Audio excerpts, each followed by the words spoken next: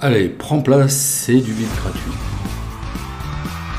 Bonjour, c'est Fred, tipster du site gagnerfuté.com. Dans cette vidéo, je vais proposer 5 pronostics pour la Ligue Europa qui aura lieu le jeudi 30 septembre, la deuxième journée.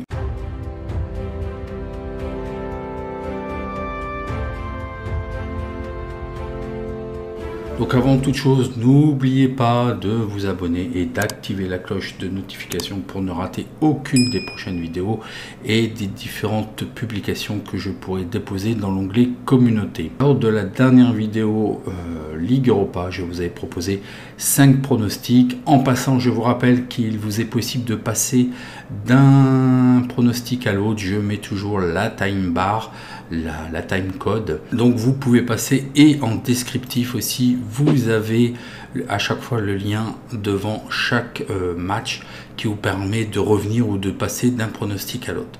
Ok. Alors les résultats, pas très folichon. Je vous avais proposé les 2 BTS, les 2 équipes marques pour le match Lokomotiv de Moscou-Marseille. Donc là, c'est un pari gagnant. Pour l'Ester Naples, je vous avais proposé le 2, la victoire de Naples, et le over plus 2,5 buts, enfin 2 sécurisés, remboursés 6 over. Donc la technique du choix 1 remboursé sur le choix 2. Et là, c'est un pari remboursé. Pour Monaco, j'étais beaucoup trop indécis, un manque de visibilité. Et de par les résultats actuels, je ne vous avais rien proposé. Mais c'est très bien pour eux, ils ont gagné. Je vous avais proposé le BTS, les 2 équipes marques. Et Lyon est allé gagner 2-0 chez les Rangers, sans qu'ils puissent marquer de but. C'est ce que je voyais plus ou moins. Je voyais quand même peut-être Lyon s'en sortir quand même bien. Mais je voyais plutôt, moi, les 2 équipes marque, oui, donc ce n'est pas passé. Et puis là, Rennes-Tottenham, je voyais quand même ces 2 équipes dans leurs petits souliers, dans la mesure où c'est quand même délicat en championnat et d'avoir quand même un profil un peu plus défensif. Mais bon, ça a commencé quand même assez fort en début de match, 2-2, donc le under ne passe pas. Donc prenons les matchs. Alors je vous donne quelques explications sur mes choix. Il y a évidemment énormément de matchs. J'ai passé l'ensemble des matchs à la loupe pour la Ligue Europa et la Ligue Europa Conférence. Malgré tout, soit il y a un problème de cote, là on se moque vraiment de nous, il y a des cotes vraiment massacrées. Donc bon, ça sert à rien d'insister. Et j'ai rien vu d'autre et ça m'est difficile puisqu'il y a beaucoup de clubs où on a quand même peu de connaissances et de visibilité, donc je préfère rien prendre du tout. Ou alors il y a des cotes peut-être intéressantes, mais je ne sais pas comment la sécuriser, donc je préfère passer mon tour. Et il n'y aura aucun match Europa Conférence, malgré qu'il y a Vitesse Arnhem-Rennes.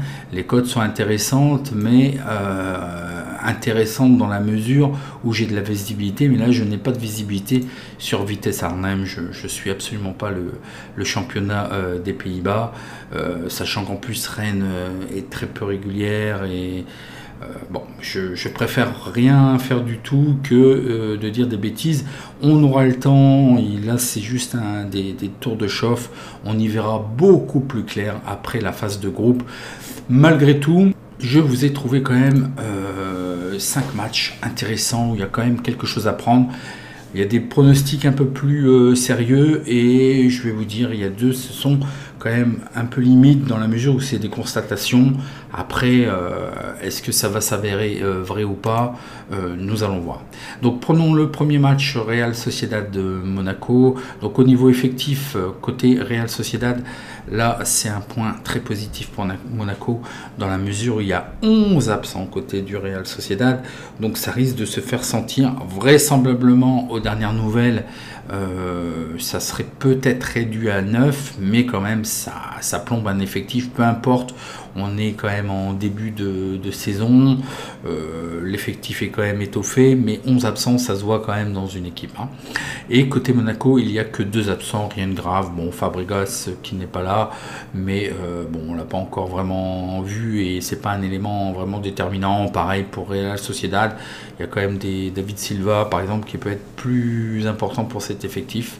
Donc voilà. Côté des statistiques, il n'y a aucune statistique côté de Monaco, mais par contre côté Real Sociedad, la Real Sociedad ont gagné seulement 1 de leurs 8 derniers matchs en Ligue Europa. Et puis, par contre, ils sont invaincus dans 6 des 7 derniers matchs. Donc, ça veut dire quoi? Ça veut dire des matchs nuls. Ok, voilà, traduisons simplement. Donc voilà, ça accroche, ça gagne pas, mais ça accroche. Donc voilà, Monaco est alerté. Qu'est-ce que je vous propose sur ce match? Bah justement, je pense que la cote nous le permet. Alors on va quand même jeter un œil à chaque fois sur les cotes. Hein. Alors ils ont certainement évolué. Donc vous voyez les absents, c'est faramineux. Donc Monaco a une très bonne carte à jouer hein, sur ce match. Donc moi j'avais le 2 à 2,95, et ben c'est bon parce qu'en plus c'est de l'argel là. Et puis le match nul à 3,50, oui bon bah ça se tient au niveau des cotes. Alors qu'est-ce que je vous propose? Ben tout simplement les cotes nous le permettent. Ne soyez pas trop gourmands. Jouez le 2. Monaco, moi je pense que Monaco là, même s'ils sont pas encore vraiment complètement bien dans leurs bottes, ils restent invaincus lors des 4 derniers matchs. Donc voilà, il faudrait qu'ils confirment avec ce match-là. Là, il y a quand même beaucoup de mieux. Bon, les adversaires s'y prêtaient aussi un petit peu. Mais un très bon match nul qui a été confirmé derrière contre Nice. Donc voilà, hein, on est quand même sur quelque chose de bien. Malgré tout aussi, attention, hein, parce que le Real Sociedad est quand même assez régulière. Et ils ont quand même réussi à faire un match nul contre Séville. Donc voilà, ce que je vous propose tout simplement, c'est le 2. Mais on a vu que Real Sociedad, que ça soit en championnat national, en Liga, la première division, voilà, ils arrivent quand même à accrocher Séville, qui n'est pas rien. Et puis en Ligue Europa aussi, ils ont quand même une série de 6 matchs où ils sont invaincus sur leurs 7 derniers matchs. Je vous propose tout simplement le 2, rembourser 6 matchs nuls, ce qui nous ferait une cote équivalente très intéressante à 2,11. Donc je vous ai fait la répartition. Voilà, j'espère que vous verrez suffisamment. Donc j'ai beaucoup de questions. Je dois vous inviter dans une formation de sécurisation avec des outils qui sont vraiment très formidables. Mais voilà, sur le 2, une cote à 2,95, un exemple hein, pour une répartition pour 30 €, vous mettez 21,43 €. Si vous jouez au tabac, vous mettez soit 21 ou soit 22 €. Si le 2 passe, vous gagnez 63 €, donc un gain net de 33 €, donc une cote de 2,11 équivalente, c'est ça. Hein. La cote équivalente, c'est que vous prenez le gain total, mais je vous l'expliquerai en formation, divisé par la mise totale, et vous avez une cote équivalente à 2,11. Et puis sur le match nul, pour avoir un pari remboursé, la cote est à 3,50, vous mettez 8 ou 9 € si vous jouez au tabac. Dans ce cas-là, si ça passe, vous serez remboursé. Alors mettez plutôt 9 pour être toujours remboursé d'un petit peu plus plutôt que de moins, et vous serez remboursé de vos 30 €. Voilà, je pense que là on prend pas beaucoup de risques, c'est un bon pari. Prendre Monaco sec, c'est quand même un risque, même si la cote est intéressante. Moi je verrai quand même, je pense Monaco faire quelque chose, de gagner probablement, mais il faut sécuriser. Le match suivant, Celtic Bayer Leverkusen. Donc côté des absents, c'est pareil, côté Celtic, il y a 7 absents, dont au moins un joueur qui est quand même assez déterminant. Et puis c'est pareil au niveau de Leverkusen, il y a 6 absents. Et c'est pareil là, certainement un joueur quand même qui est assez gênant en défense, et puis c'est en attaque pour ce qui est de Celtic. Donc, aucune stat des deux côtés. Alors la sécurisation n'est pas trop possible, puisqu'en fait ça vous ferait une cote équivalente si vous jouez le 2 remboursé CN par exemple. La cote équivalente serait à 1,45, et j'ai quand même un petit peu de crainte sur le Celtic. Moi ce qui me semble assez clair, c'est quand même une équipe joueuse, le Celtic, le Bayern aussi. Moi ce qui me semble beaucoup mieux qu'un pari sécurisé, c'est le over plus 2,5 buts à 1,55 qui me semble vraiment très très bien. Le plus 2,5 buts, oui, bah, c'est très correct, à 1,57, 1,54 selon le book. Bon bah voilà, 1,55 qui est vraiment pas mal, qui est bon à prendre, je pense. Je pense qu'il y aura des buts sur ce match. Le Celtic, hein, c'est difficile aussi, hein. C'est toujours difficile de jouer en Écosse, et là c'est une équipe quand même portée sur l'attaque. Donc voilà, le over plus 2,5 buts dans le match, hein, 55, ça me semble propre. Ferencváros, Betis, Séville. Côté Ferencváros, il y a 2 absents, et côté Betis, il y a 3 absents. Mais il y a des doubles. Il n'y a pas de stats. Par contre, là, je pars d'une constatation. Et j'avais déjà remarqué Ferencváros, il m'avait un petit peu étonné. Je ne sais plus si c'était l'année dernière ou il y a 2 ans. Je crois que c'était plutôt l'année dernière contre le Barça. Ils avaient eu des phases vraiment offensives et intéressantes. Bon, les années changent, mais je vois qu'on est toujours sur le constant. Ils avaient marqué d'ailleurs, et c'est ce que je constate, c'est que cette équipe marque à chaque match, peu importe l'adversaire. Ils ont quand même réussi à marquer contre le Bayer Leverkusen. Et puis que ça soit voilà, à domicile, il marque tout le temps, peu importe l'adversaire. Même là contre Slavia de Prague, qui est quand même assez défensif aussi comme équipe, ça marque tout le temps, ça marque toujours au moins un but. Le Betis justement n'est pas une assurance tout risque, donc ça a tendance quand même à encaisser. Donc là c'est tout simplement une petite constatation, et en regardant les cotes, les 2 équipes marquent, la cote était, bah c'est parfait aussi, on est en adéquation, 1,62, c'est étonnant pour l'Argel, hein. Peut-être que ça remontait à 1,65, 1,70 au Argel, mais bon, moi j'ai capté la cote à 1,62 pour le BTS, les 2 équipes marquent, et je pense aussi, alors là c'est un peu léger comme prono, c'est juste des constatations. Ce qui peut être fait aussi, c'est de voir un peu le premier quart d'heure, et puis de voir un petit peu comment ça joue. Est-ce qu'il y aurait peut-être des possibilités quand même que Ferencváros soit un peu conquérant, mais je pense que cette équipe-là va jouer pour gagner aussi, hein. Elle ne va pas jouer pour faire de la représentation, donc je pense que voilà, hein, et on a Betis qui n'est pas toujours une assurance tout risque. Donc voilà, c'est ce que je vous propose, le BTS, donc ce qui veut dire en la traduction, les 2 équipes marquent, et une cote à 1,62 qui me semble aussi pas mal. Donc vous voyez, hein, peut-être plus sceptique sur ce pronostic-là, c'est plus de l'observation, mais c'est pas toujours que des stats, hein. Le match suivant est la Lazio contre le Lokomotiv Moscou.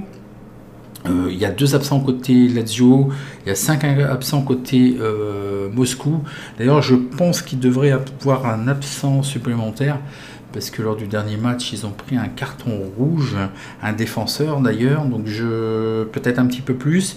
Bon, il faudra avoir les feuilles de match, mais ça ne change pas trop mon propos, parce que vous allez voir ce que je vous propose aussi, c'est de l'observation aussi.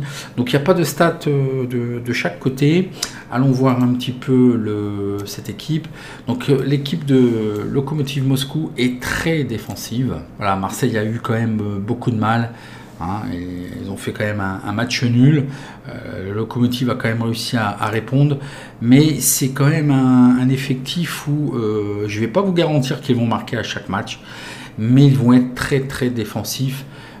C'est un petit peu leur marque de fabrique, hein. La Lazio, c'est tout le contraire, ils sont quand même beaucoup plus offensifs, mais ils pourraient peut-être justement fermer les débats à 2-0. Je pense qu'ils vont pas s'arrêter, c'est pas une équipe à s'arrêter à 1-0 s'ils mènent. Je pense qu'ils vont l'emporter. La cote n'est pas géniale, hein. Elle était à 1,47, 1,50 hier. Là, ça a vraiment fondu, donc c'est pas à prendre. Par contre, ce qui m'intéresse, moi, c'est est-ce que le Lokomotiv Moscou serait capable de réduire l'offensive de la Lazio, et dans ce cas-là vous proposez moins 2,5 buts, qui est quand même une cote intéressante à 1,92. Donc c'est ce que je retiendrai. Donc c'est beaucoup plus encore de l'observation. Vous voyez qu'il n'y a pas que des stats, mais je pense que la Lazio pourrait, ils vont avoir des échéances aussi. Ils viennent de sortir sur là des matchs un petit peu aussi difficiles, donc il faut jouer aussi la longueur. À 2-0 on ferme, et puis le match est gagné, et puis on se contente de ça. Je pense que ça peut être un bon calcul. Alors c'est aussi un pronostic un petit peu léger, mais vous voyez ce que vous faites, hein. Bon, pour moi, je dilue à chaque fois la variance. Il y a certains qui m'ont posé des très bonnes questions en commentaire. Moi, le but, en fait, c'est de prendre un maximum de pronostics et d'avoir un taux de réussite le plus élevé possible avec une cote intéressante. De par ma façon de jouer, maintenant, vous avez dû comprendre, hein, des cotes souvent au-dessus d'un 51, même sécurisé, et puis d'avoir un taux de réussite au-delà de 60%, et ça nous donne quand même un rendement intéressant. Ok ? Donc voilà un petit peu tous les secrets. Le match suivant, Marseille-Galatasaray, et là Marseille a juste un absent, Milik, et puis 4 absents côté Galatasaray. Pas de stade côté l'OM. Côté Galatasaray, attention, ils sont invaincus dans leurs 7 des 8 derniers matchs en Ligue Europa. Et ils ont marqué au moins, le Galatasaray a marqué au moins un but dans ces 8 derniers matchs de Ligue Europa. Et par contre, il marque une moyenne à l'extérieur de 2,5 buts par match. Donc je pense qu'on va avoir un peu de spectacle. Vous voyez déjà un petit peu à quoi je veux en venir. Marseille est quand même capable de répondre, et je pense aussi que sur ce match, je pense qu'ils vont l'emporter. La cote est un peu irrespectueuse, elle est un peu faible, parce que le Galatasaray, c'est jamais facile, hein. Ils ont une très grande expérience dans les coupes européennes. Moi, je pense effectivement que Marseille va gagner, mais ce que je vous propose le mieux, plutôt que prendre un risque sur le 1 sec et qu'on ne peut pas sécuriser, regardez, vous avez le plus 2,5 buts à 1,65, 1,64. Donc c'est quand même merveilleux. Moi, je l'ai pris à 1,65. Voilà, c'est un bon petit pari encore. Je pense que là, on ne se trompe pas de beaucoup, hein. Donc je mettrai quand même une préférence et un peu de réticence, mais je vais quand même le valider, et je ne suis pas là pour tenter des coups ou autre. Je le vois comme ça, je joue comme ça.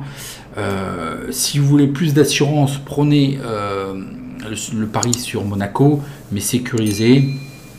Le pari sur les Celtic Bayer, plus 2,5 buts, et là je pense qu'on va avoir du spectacle de football entre Marseille et Galatasaray, plus 2,5 buts.